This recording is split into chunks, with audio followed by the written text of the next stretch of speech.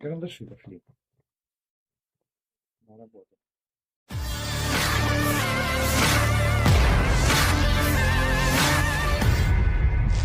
Angkatan bersenjata Federasi Rusia terus melancarkan aksinya dalam menggempur titik pertahanan pasukan Zelensky. Rekamannya ramai beredar di media sosial Telegram pada Rabu 4 Januari 2023. Dalam rekaman tersebut memperlihatkan aksi kerja tempur dari kru unit MLRS dari Brigade Marinir ke-40 Grup V di zona operasi militer khusus.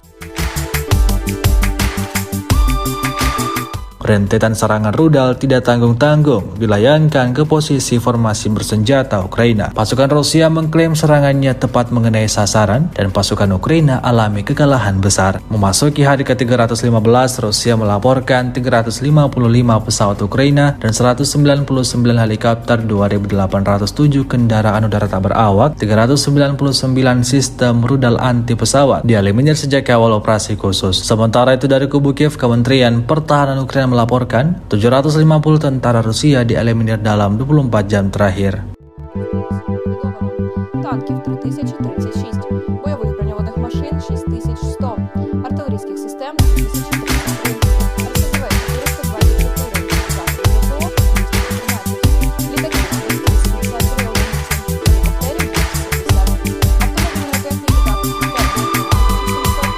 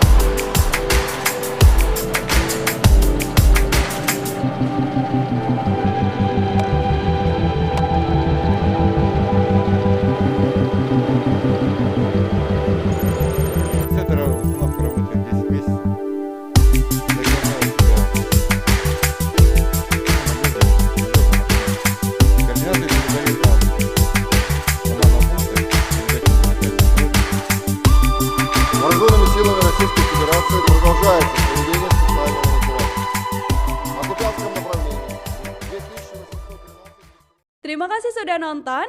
Jangan lupa like, subscribe, dan share ya.